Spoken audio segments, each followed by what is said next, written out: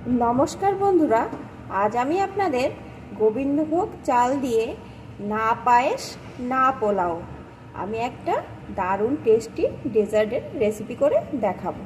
তার জন্য এখানে আমি হাফ কাপ পরিমাণ গোবিন্দভোগ চাল নিয়ে নিয়েছি।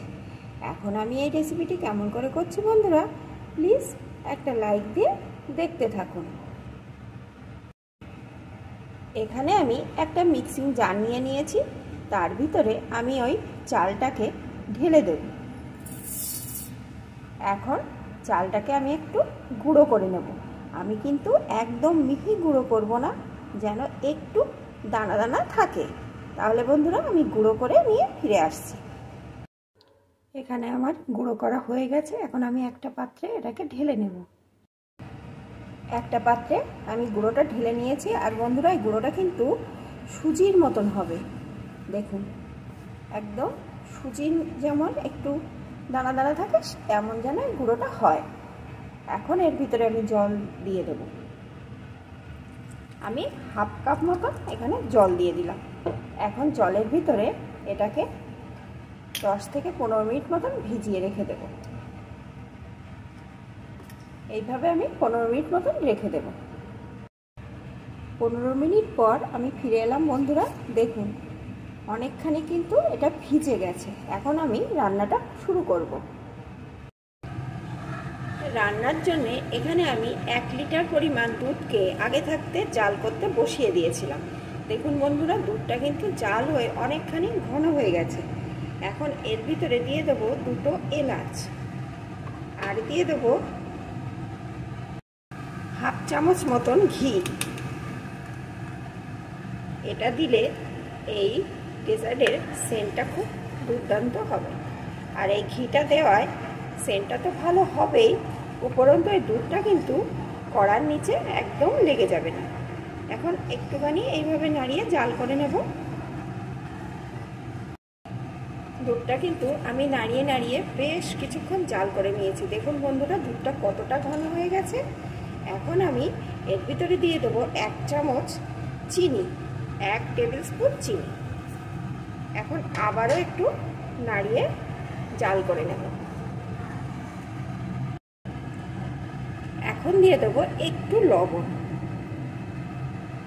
এই লবণ দেওয়ায় এই মিষ্টির স্বাদ কিন্তু ভালো হবে।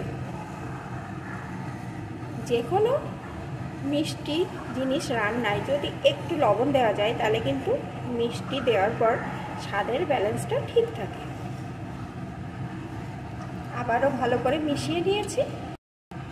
এখন আমি এর ভিতরে দিয়ে দেবো পরিমাণ মতো খেজুর গুড়। আপনারা কিন্তু যদি চান বা আপনাদের যদি বাড়িতে খেজুর গুড় না থাকে, তাহলে কিন্তু এখানে চিনির ব্যবহারও করতে পারেন। পরিমাণ মতো আমি এখানে খেজুর গুড় দিয়ে দিয়েছি। এখন আমি এইভাবে নাড়িয়ে একটু মিশিয়ে নেব, আর একটু জালও করে নেব। বন্ধুরা, অনেক সময় দেখা যায় দুধের মধ্যে খেজুর গুড় দিলে দুধ কেটে যায়।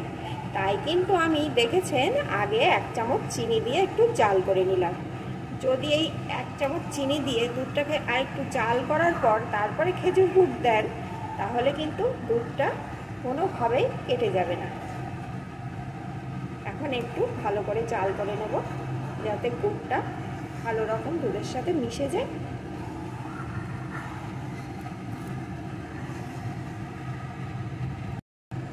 ভালো করে বেশ কিছুক্ষণ আমি জাল করে নিয়েছি। এখন আমি যে চালের গুঁড়োটা জলে ভিজিয়ে রেখেছিলাম সেটাকে এর ভিতরে দিয়ে দেব। এখন এইভাবে নাড়িয়ে নাড়িয়ে এটাকে রান্না করে নেব।